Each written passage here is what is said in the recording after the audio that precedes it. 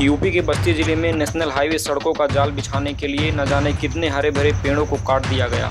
सड़कों को चौड़ा करने के लिए सड़क में आने वाले पेड़ों के अलावा उन पेड़ों को भी काट गिराया गया जो सड़क से कुछ दूर थे।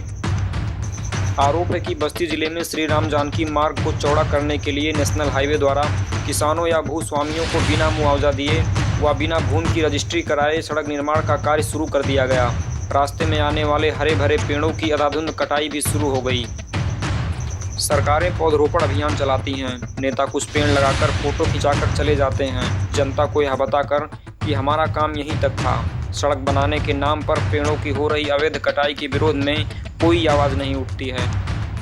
सड़क चौड़ीकरण करने के लिए बिना भूमि अधिग्रहण के पेड़ों की हो रही अवैध कटाई के विरोध में सपा नेता सिद्धार्थ सिंह ने मामले में आंदोलन की चेतावनी दी है। सिद्धार्थ सिंह ने मंगलवार को प्रमुख वन संरक्षक वन मुख्यालय व जिलाधिकारी बस्ती सहित कई अधिकारियों को ऑनलाइन ज्ञापन देकर नेशनल हाईवे राम जानकी मार्ग के चौड़ीकरण के कारण हरे पेड़ों की कटान को रोकने की मांग की है। बस्ती खबर के लिए अजफरुल हक की रिपोर्ट। आज प्रमुख वन संरक्षक उत्तर प्रदेश को हम लोगों ने ज्ञापन के माध्यम से ये अवगत कराया है कि श्री राम जानकी मार्ग के किलोमीटर संख्या 0 से 55 के बीच में जो अभी ज़मीन है वो किसानों की ही ज़मीन और चौड़ीकरण का काम आनन फानन में नियम विरुद्ध तरीके से बिना ज़मीन को अधिग्रहण किए इन लोगों ने नेशनल हाईवे के लोगों ने शुरू कर दिया है। तो किन नियमों के तहत इन लोगों का सड़क का निर्माण चल रहा है और किन नियमों के तहत इन लोगों ने ये हरे हरे पेड़ को काटने का काम जो भी चल रहा है वो समझ से परे है।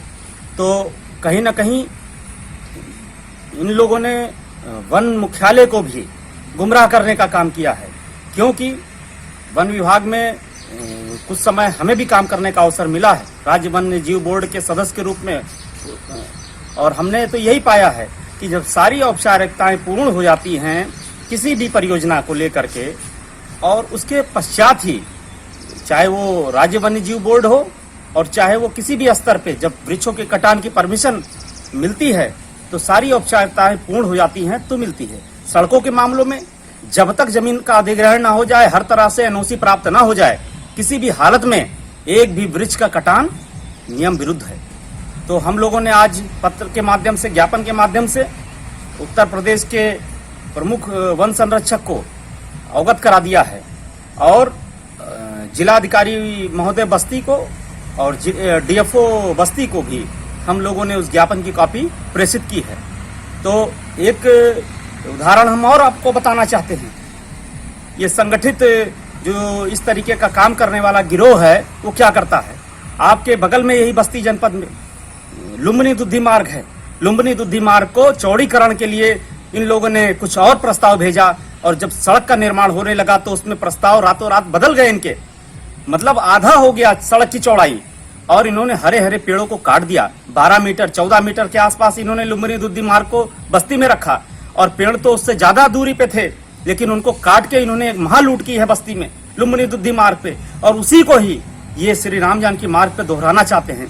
तो जब तक किसानों की जमीन अधिग्रहण नहीं हो जाती, पेड़ों की एक भी कटान करना गैर कानूनी अनुचित है, क्योंकि वो सारे ही पेड़, ज्यादातर पेड़ जो किसानों की जमीन में है वो किसानों की जमीन के हैं पेड़, उस पर कहीं किसी का अधिकार नहीं है। ये पेड़ काट के और जहां तहां पावे तो जमीन पे सड़क का निर्माण कर लें जबरन, यही ये चाहते हैं। तो हम लोग इन हरियाली को भी नहीं लूटने देंगे और नियम विरुद्ध किसी काम को भी नहीं होने देंगे। अगर हमारी मांगों को वन मुख्यालय ने गंभीरता से लिया तो उनका हम स्वागत करेंगे।